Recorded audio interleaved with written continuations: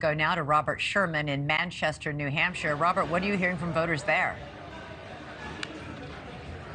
Well, without question, Elizabeth, the former president is in a strong position in this state, but this is a state in which we're seeing a lot of voters admitting they are open-minded heading into this primary season. That's why we're seeing the Florida governor trying to position himself as not just the best candidate, but the most electable. Barnstorming his way across the Granite State, Florida Governor Ron DeSantis' first time setting foot in New Hampshire as a presidential candidate came with a promise. The days of winning are coming back to the Republican Party. You can't do any of this if you don't win. There is no substitute for victory. And we've got to end this culture of losing that's infected the Republican Party in recent years. But New Hampshire has been a source of teasing heartbreak for the GOP. Trump, Romney, and McCain have all come within razor-thin margins of putting the state into the Republican column, but the last one to actually do it was George W. Bush in 2000. There are Trump Republicans in New Hampshire, but there also are very traditional Bush Republicans in New Hampshire. He's going to have to try to pull them away to his side and build a coalition there. Polls indicate the Florida governor has some work to do in order to close the gap.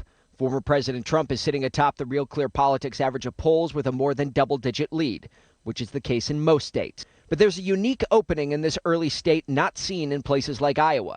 That same poll shows a plurality of New Hampshire Republicans have a candidate other than the former president as their first choice. I've been a Trump supporter in the past. I'm here because I have an open mind. Brendan Florio was at DeSantis' Laconia rally and says he's willing to consider another candidate if they can sell him on their message. But at the end of the day, what matters most to him is winning back the White House. It's the most important because we can't have another Joe Biden or anyone like him in office again. We can't let that happen. Electability is also the reason some are planning to change up their vote in 2024.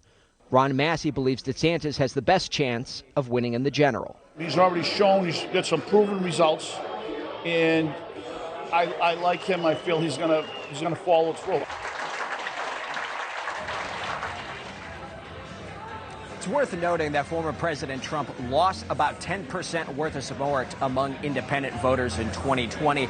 And that's significant, Elizabeth, because New Hampshire is an open primary state, meaning independent voters make their voices heard during the Republican primary.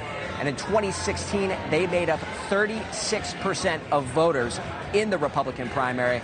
That'll be a storyline worth watching, Elizabeth. Right. That open primary changes all the ground rules. All right. Robert Sherman, thanks so much from New Hampshire. Thank you for watching. Go to newsnationnow.com to find NewsNation on your television provider. And don't forget to click the red subscribe button below to get more of NewsNation's fact-driven, unbiased coverage.